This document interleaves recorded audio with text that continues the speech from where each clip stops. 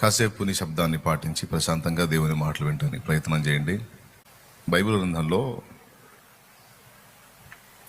లూకా సువార్త 14వ అధ్యాయము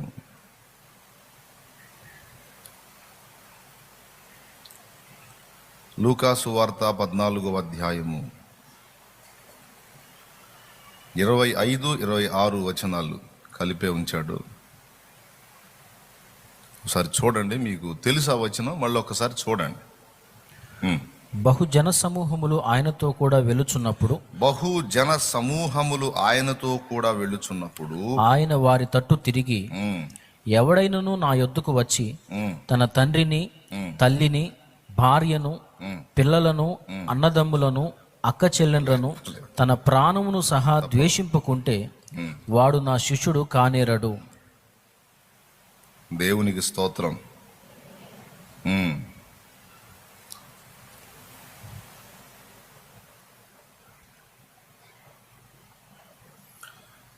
తన ప్రాణముతో సహా ద్వేషింపకుంటే వాడు నా శిష్యుడు కానేరడు.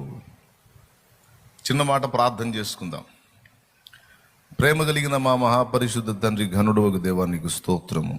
ఈ ఆదివారం శుభవేళ మొదటి కూటములో మమ్మల్ని అందరినీ సమకూర్చావు. ప్రొద్దుగల లేచి రెడీ అయి పరుగున నీ పాదాల చెంతకు వచ్చేశారు. వేకువనే మేము దేవుని సన్నుతించాలని పరిచారకులు, విశ్వాసులు అందరూ కలిసి పరిగెత్తారు మీ సన్నిధి కొరకు. ఇంతసేపు జరిగిన కార్యం అంతటిలో మీరు మీ సన్నిధి ఉంచారు. మీ బలహీన దాసుడు నీ మాటలు విత్తనై ఉండగా నీ బిడ్డల్ని సంధించండి, నీ దాసుని కూడా సంధించండి. మా మనసును బట్టి స్వతంత్రించుకుంటున్నాం తండ్రి, ఆమె. ప్రభునందు ప్రియులారా, యేసు ప్రభువుని ఎవరైనా వెంబడింపగోరితే వాళ్ళ మనస్తత్వం ఎలా ఉండాలి అనేది స్పష్టంగా ఇక్కడ చెప్పాడు. అన్నిటినీ సంపాదించుకోవడానికి, అన్నిటినీ కలిగి ఉండడానికి మీరు ఆలోచన చేయొద్దు. ఎవడైనను నన్ను వెంబడింపగోరిన ఎడల తన్ను తాను ఉపేక్షించుకొని ప్రతి దినము తన సిలువనెత్తుకొని ప్రతిదినము నన్ను వెంబడించాలి. సిలువెత్తుకొని మోసేవాడు సుఖంగా ఉండడు, అది శ్రమానుభవం. అలాంటి అనుభవానికి మీరు మానసికంగా సిద్ధపడి నన్ను వెంబడించాలి. తల్లినైనను, తండ్రినైనను, అన్నదమ్ములనైనను, అక్కచెండ్రైనను, ఇంటి వారినైనా, భార్యను, పిల్లలను, తన ప్రాణమును సహా ద్వేషింపకుంటే వాడు నా శిష్యుడు గాడు అన్నాడు. అంటే యేసయ్య శిష్యుడికి ఉండవలసిన లక్షణాలు అన్న దానిలో ఒక టైటిల్ పెట్టుకొని కింద రాసుకుంటే వాటిలో మొట్టమొదటిది ఇంత పెద్ద విషయం ఉంది. యేసయ్య శిష్యుడు కాగోరిన వాడు కలిగి ఉండాల్సిన లక్షణాల్లో మొట్టమొదటిది ప్రతి దినము తన సిలువనెత్తుకొని తనను తాను ఉపేక్షించుకొని నన్ను వెంబడించాలి, మొదటిది. రెండవది ఏమిటి?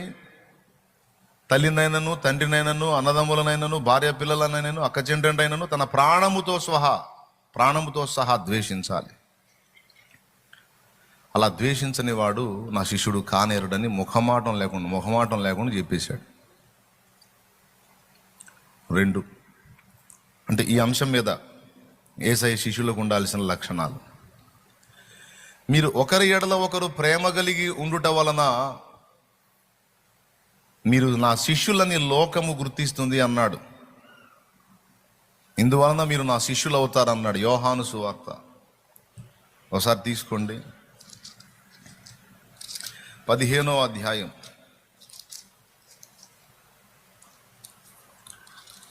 యోహాను సువార్త 15వ అధ్యాయం.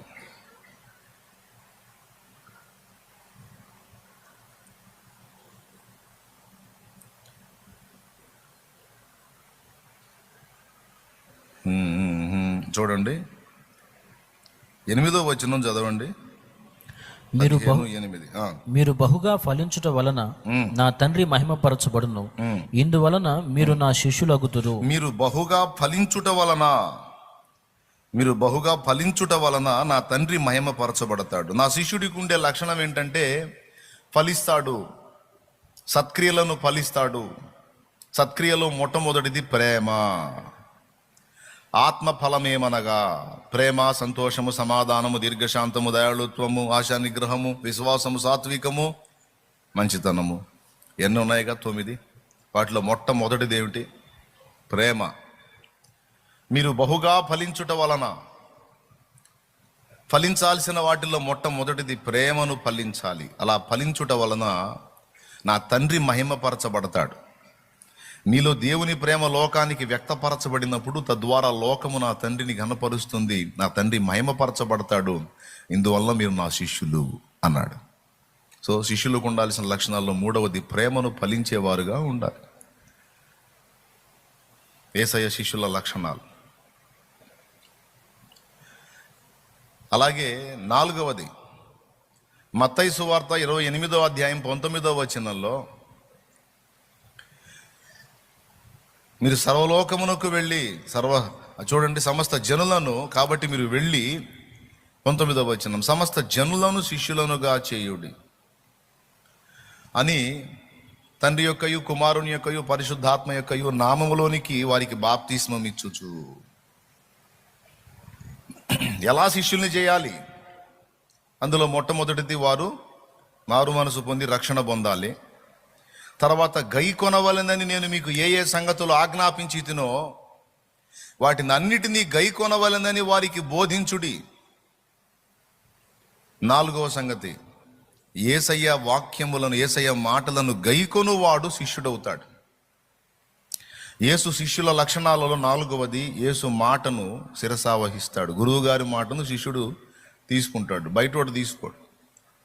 తీసుకోనోడు శిష్యుడుగా, తీసుకున్నోడు శిష్యుడు. ఇట్లా యేసయ్య శిష్యుల లక్షణాలు అనే టైటిల్ మీద రాసుకుంటే ఇలా చాలా వస్తాయి.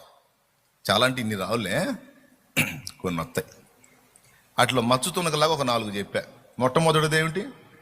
ప్రతిదినము తన సిలువనెత్తుకొని తన్ను తాను ఉపేక్షించుకొని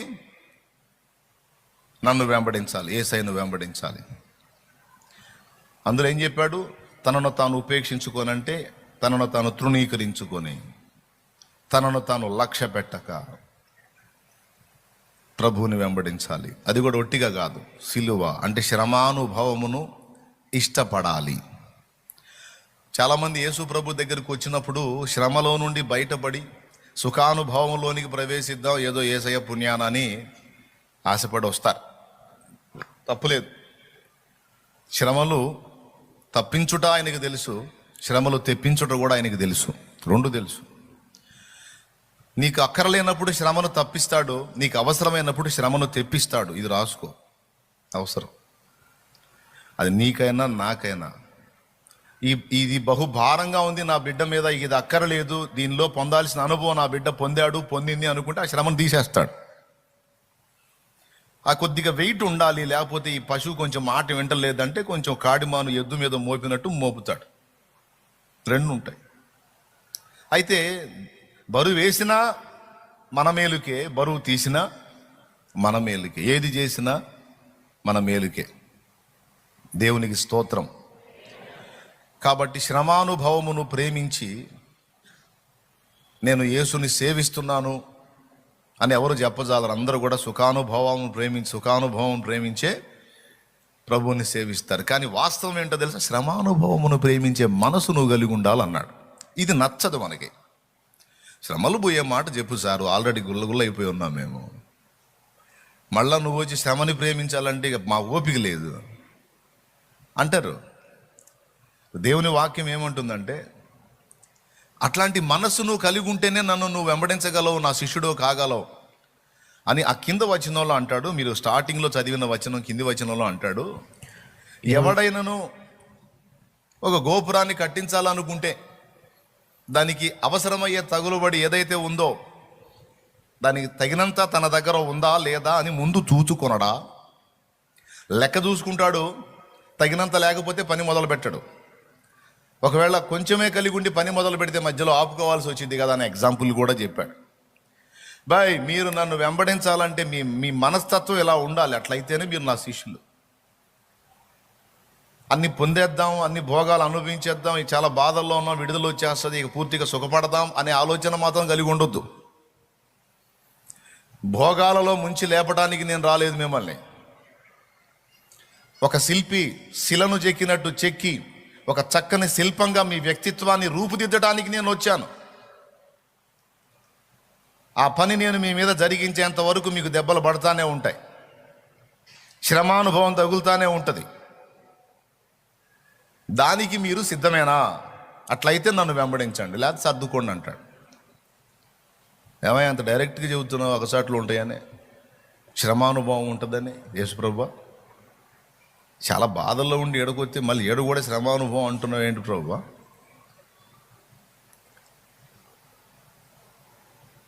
అంటే పోయినంతైనా లేకుండా ఉండవు, ఓ పద్ధతి ప్రకారం ఉంటాయి. ఇప్పుడు శిల్పి శిలను చెక్కేటప్పుడు నల్లరాతిని మొలాట తీసుకొని బాదినట్టు చెక్కుతాడా?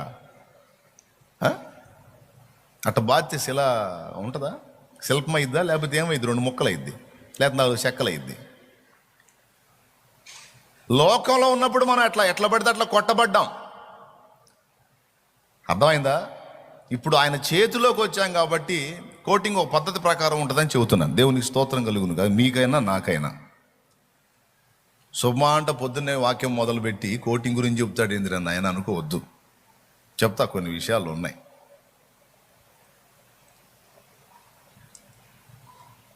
ఇప్పుడు ముక్కు మీద సుత్తి తీసుకొని ఒక దెబ్బ కొట్టాడు అనుకో, ముక్కు పగిలిపోద్ది. అటు ముక్కు షేప్ వచ్చేటట్టు చాలా నీట్గా, దానికి కూడా శ్రావణాలు ఉంటాయి. ఉలులు డిఫరెంట్ సన్నవి ఉంటాయి, కొంచెం పెద్దవి ఉంటాయి, కొంచెం పెద్దవి ఉంటాయి. ముక్కు చాలా సెన్సిటివ్గా ఉండాలి. ఈ షేప్ అంతా చక్కగా రావాలంటే ఏ ఉలి తీసుకొని కొడితే ఆ ఉలి పెట్టి కొట్టాడు అనుకో, అంతవరకు లేచిపోయి. సిమెంట్ బొమ్మన్న అయితే మళ్ళీ అతికించవచ్చు. రాతి శిల్పం అనుకో, కొట్టాడంటే ముక్కు లేచిపోయిందంటే ఇక రాయి మొత్తాన్ని పక్కన పెట్టాల. రాదిగా అతికిచ్చి ఇచ్చామనుకో రాయిని, అతుకులు పెట్టుకోవడానికంటే రాతిలో చెక్కిచ్చింది మేము శాశ్వత కాలం ఉండటానికి. నువ్వు ఎర్రగొట్టి మళ్ళీ అతుకు పెట్టిచ్చావే సిమెంట్తో అతుకులు పెట్టుకునే కాబట్టి సిమెంట్ మన కళాఖండాలు చాలా ఉన్నాయి, రకరకాల జంతువుల బొమ్మలు, పక్షుల బొమ్మలు, ఏమండి ఎట్లాంటి ఫ్లవర్ వాజులు, రకరకాలు ఉంటాయి. ఎంత కష్టపడి చెక్కుతారో. కొన్ని చోట్లయితే చాలా చిన్న సుత్తి, చాలా చిన్న ఉలి వాడతాడు, మెల్లగా టచ్ చేస్తాడు. అట్లాగా యేసయ్య చేతుల్లోకి వచ్చిన తర్వాత మనం చెక్కబడతాం అనేది మర్చిపోవద్దు. దానికి తగినట్లుగా ఎక్కడ ఎంత మాత్రం మనకు దెబ్బ తగలాలో అంతే. సాధారణముగా మనుషులకు కలుగు శోధన తప్ప మరి ఏదియో మీకు కలుగుటలేదు. మీరు సహింపబడగలిగినంత కంటే ఎక్కువగా ఆయన మిమ్మును శోధింపబడనీయడు. ప్రభువు శోధనతో పాటు దాన్ని తప్పించుకునే మార్గమును కూడా మనకు చూపిస్తాడని 1 కొరింథీ పత్రిక 10వ అధ్యాయము 12వ వచనం సాక్ష్యం ఇచ్చింది. ఎవరైనా ఏదైనా బాధను అనుభవిస్తున్నారు అంటే నువ్వు దాన్ని మోయగలిగే శక్తి నీకు ఉంది కాబట్టి దేవుడు దాన్ని నీకు అనుమతించాడు. అసలు నేను సహించలేకపోతున్నాననే మాటే లేదు. నువ్వు సహించలేనంత నీకు రానీను అన్నాడు ఆయన. చూడండి ఒకసారి కొరింథీలోకి రాసినటువంటి 1 పత్రిక 10గా మనుషులకు కలుగు శోధన తప్ప మరి ఏదియూ మీకు సంభవింపలేదు. దేవుడు నమ్మదగిన వాడు, మీరు సహింపగలిగినంత కంటే ఎక్కువగా ఆయన మిమ్మల్ని శోధింపబడనీయడు. ఇది ఎట్లుంది అంటే శోధన తప్పదన్నమాట. మీరు ఆయన ఎంత మెల్లగా చెబుతారు. మీకు ఎంత ఓర్పు ఉందో, మీకు ఎంత సరుకు ఉందో అంతవరకే శోధన. అబ్బాయి అంత మించి రాదమ్మా అంటున్నాడు. ఏమయ్యా అసలు శోధన లేకుండా చేయలేవా? అమ్మ లేకపోతే ఎట్లా? తప్పదయ్యా. మరి ఆ వచనానికి అర్థం ఏందో మీరు చెప్పండి. దేవునికి స్తోత్రం. మీరు శోధింపబడగలిగినంత కంటే ఎక్కువగా ఆయన మిమ్మల్ని శోధింపబడనీయడు. శోధనతో పాటు దేవుడు నమ్మదగినవాడు. అంతేకాదు, నిన్ను పిలిచిన దేవుడు నమ్మదగినవాడు, శోధనలో నిన్ను విడిచిపెట్టిపోడు, కంటి పాపల తోడుండి నిన్ను కాచుకుంటాడు, కన్న తండ్రిలా తోడుండి నిన్ను ఆదుకుంటాడు. నమ్ము నేస్తమా, ఇది సత్యం, వీడబోకుమా విశ్వాసం. లోకంలో ఉన్నప్పుడు సాతాను దెబ్బలు కొట్టాడు. ఎందుకు? కాస్త కూస్తూ ఉన్న షేపులు కూడా పోగొట్టడానికి.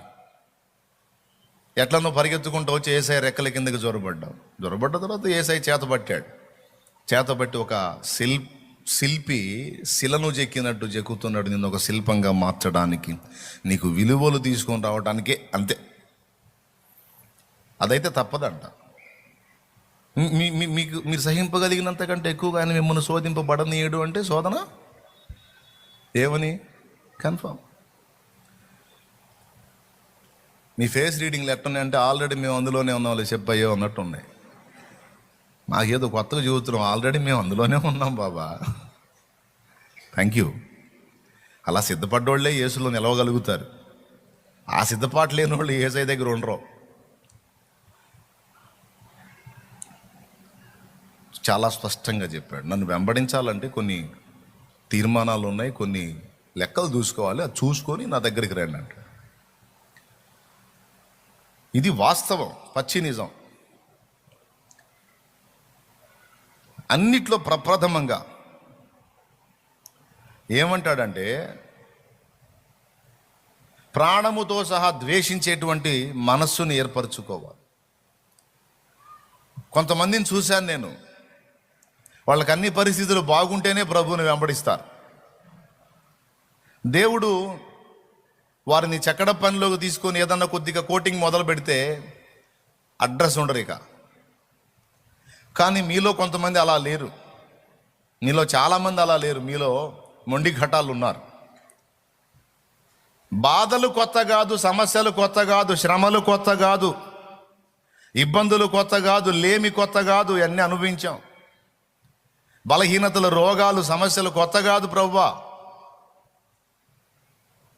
అన్నిటికీ సిద్ధపడే ఉన్నావు. నువ్వు బాగు చేసినా నీకు స్తోత్రం, నువ్వు ఇంకా కంటిన్యూ చేసినా నీకు స్తోత్రం, స్వస్థపరిచినా నీకు స్తోత్రం.